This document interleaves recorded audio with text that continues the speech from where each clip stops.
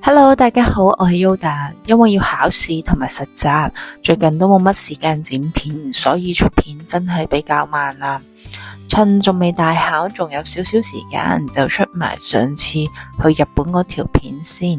如果大家鍾意睇我嘅片，仲未訂閱，就記得訂閱啦，記得啦，免費㗎，我唔會叫人做會員㗎。其實我啱啱先去完泰國玩完返嚟荷蘭。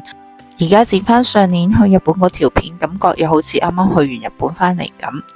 上次呢就講到我喺大阪旅行嘅第二日，朋友有事就返咗香港，有啲嘢要處理，咁得返我自己一個。食完酒店嘅早餐，我就走去酒店隔離嗰個大阪城影下靚相，散下步。其實呢度沿途咁行或者你跑步呢都幾舒服㗎，風景真係一流，加上今日天氣真係好好啊。沿住呢條路行，越行就會越多人，跟住啲人行就唔會行錯， Google Map 都唔使用。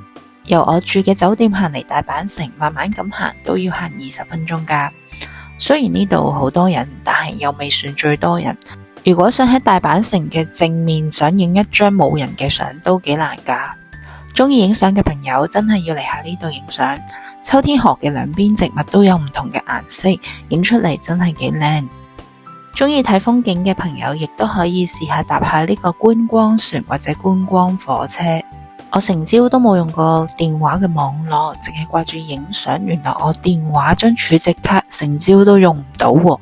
好在呢度可以行到去地鐵站，有晒指示，咁我就唯有去我最熟悉嘅地方蘭波啦，再問下人哋邊度有電話卡買。但係我記得喺日本買嘅電話卡好似係用唔到嘅。事到如今，點都要搏一搏㗎啦，因為仲有好幾日喺度，已經好多年冇用真實嘅地圖，只係用 Google Map， 呢鑊真係搞唔掂啊！揾緊電話卡嘅途中，真係好多嘢食，平靚正啊！但係我嘅心情已經被影響咗，我真係好少冇胃口食嘢㗎。終於揾到個電器商場啦，裏邊應該有個電話簿，然後就會有一個買儲值卡嘅地方，嗰度應該就有㗎啦。終於揾到啦，雖然冇乜選擇，得2隻，仲要貴過深水埗好多，不過都冇辦法啦。最尾我就揀咗招財貓呢隻，有10日5個 GB。俾錢嗰陣，個收銀員俾咗一張過咗膠嘅 A4 紙提示我睇入邊好多個 point 嘅，主要都係話俾你聽，你買咗之後用唔到呢，就冇得退錢咯。感覺呢有少少中伏，但係我都冇得選擇。平時我都唔會點樣睇說明書嘅，但係因為好多人都係咁話，日本買嗰啲電話卡呢真係搞唔掂㗎，咁我真係好認真咁樣睇咯。然後我就發現最緊要係有 WiFi 咯。好彩附近有 Starbucks， 唔使消費都可以用到佢嘅 WiFi， 反正我有 VPN， 去到邊度上網都唔使驚，放心唔係廣告。跟住我就整杯綠茶飲下，慢慢整，壓力冇咁大。最尾我用咗半個鐘時間，整咗幾次就整到啦。如果觀眾知道大阪市中心邊度有遊客用嘅電話卡呢，一插就用得嗰隻呢，可以分享下喎。有返數據啦，梗係揾嘢食先啦。呢度真係太多嘢食啦。睇咗 Google 評分之後，最終去咗商場附近有個平靚正嘅牛肉嗰度食。下午茶時間都排晒隊，應該唔會中伏啦。坐低都好快有嘢食，唔講價錢，大家應該都估唔到幾多錢。佢有個半生熟嘅吉列牛扒啦，有碗湯啦，有飯有沙律，仲有個爐俾你燒嗰嚿牛肉食嘅。嚿牛肉係入口即溶嗰隻。呢間嘢真係幾好食。價錢只係1390 yen， 100蚊港幣都唔使。不過佢下晝嗰個餐呢係平啲嘅，如果你食夜晚就會貴啲咯。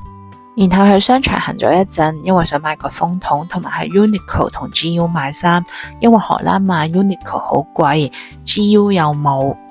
夜晚我就 book 咗一個 Google 有5分滿分嘅高質嘢食，有20個 course 嘅地方呢都好容易揾，喺心齋橋嗰條購物街其中一個商業大廈，就喺呢度啦。搭 lift 上7樓就會揾到。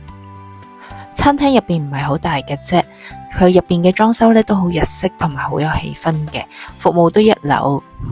我5點幾就上咗去啦，所以都冇其他食客，得我一個。佢好似 omakase 咁嘅，佢會俾晒啲食材嚟睇。呢個係第一道菜，就係龍蛋味湯蒸茶碗。嗰隻龍蛋呢，好似話係乳酸菌飼料養大嘅喎。第二道菜呢，就係俾木魚刺身啦。第三道菜呢，就係南鯨吞南魚嘅手卷啦。咁呢，我呢就唔再跟佢嗰個 menu 呢講啦，因為佢嗰個字呢，如果我講出嚟，大家都唔明㗎。然後發現佢上20道菜嘅時間太長啦，想下我個電呢都唔夠啦，唯有俾啲相大家睇下啦。佢呢度嘅食材真係好新鮮啦，啲和牛都好好食，啲紫菜咧係超脆嘅咯，同埋我想講佢嘅天婦羅咧真係好好食，佢個油鑊咧係用銅製嘅，全部出嚟都熱辣辣，但係又唔油又好脆咯，熱氣都要食啊！佢呢度嘅餐牌咧特別註明咗佢哋嘅料理同埋飲品使用嘅水咧，全部都係採用一個牌子嘅水，感覺佢哋對水嘅要求都好高。我自己就第一次食 Google 5分滿分嘅餐廳，值唔值5分呢？我自己就覺得4.9分啦，不過都已經好完美噶啦。而價錢方面，我飲咗2杯酒，加埋呢20個 course 咧，我記得唔使1000蚊港幣。食完嘢之後，我就去咗買嘢，仲要買多個篋先至夠位擠。第二日食完酒店嘅自助早餐呢，就搭的士去木津市場，因為我晏咗出發，所以選擇應該都唔係太多，同埋我又唔係好鍾意排隊嘅，晏啲去就最好啦。入到去好似檔都收緊檔咁，快啲睇下有啲咩食先。全部嘢都好抵食，但係我一個人又食唔到咁多，都係要睇定啲先。呢檔嘢又係收檔大減價，佢話1000 yen 就有一盤喎，哇咁抵，梗係整翻盤先啦。50蚊港幣啫，仲唔即刻俾錢咩？然後佢唔知同我講啲乜嘢，原來佢想俾多一份我，哇50蚊港幣有2份，真係唔知去邊度揾喎。然後我喺第二檔用咗3000 yen買咗呢個拖羅，仲係大拖，真係好抵啊！生果我就唔覺得特別平啦，啲刺身就真係好平啦，可能趕住收檔啦。真係錯有錯著，晏啲過嚟原來仲抵。我呢啲知慳識儉嘅人，梗係買咗個刺身就去公園坐低慢慢食啦。原來呢個地方唔止我一個嚟食啊，應該好多人都喺度食嘅。大家睇下個垃圾袋就知道啦。網上呢就提議越早嚟就越好，最好9點前。我自己就感覺10點鐘左右嚟就最優惠啦。另外想分享下喺心齋橋揼骨都幾舒服，因為我行咗成10幾個鐘，隻腳呢已經抽筋，咁又俾我搵到間好嘢喎。佢係用泰國師傅，價錢呢就平過香港揼骨嘅地方啦，又乾淨。如果大家行得好攰，又可以去試下揼腳啊、揼身都得噶。就係呢度啦，絕無色情成分噶。想分享下呢一間鯛魚燒啊，排晒隊嘅全部都係日本人排，咬落去呢啲紅豆呢就嚟多到爆出嚟咁啊，個皮仲好脆。喺日本求其入去食其中一間拉麵呢都係好好食嘅，但係今次呢就冇食到一個好好食嘅拉麵。雖然今次日本旅程呢有好多突發嘢發生，亦都得我自己一個去，但係總括嚟講都好圓滿，又食到平靚正嘅嘢啦，又食到高質嘅嘢，又去咗我想去嘅地方。今次嘅分享就嚟到呢度啦，多謝大家收看，記得訂閱啊！呢個頻道係免費㗎，下次再見，拜拜。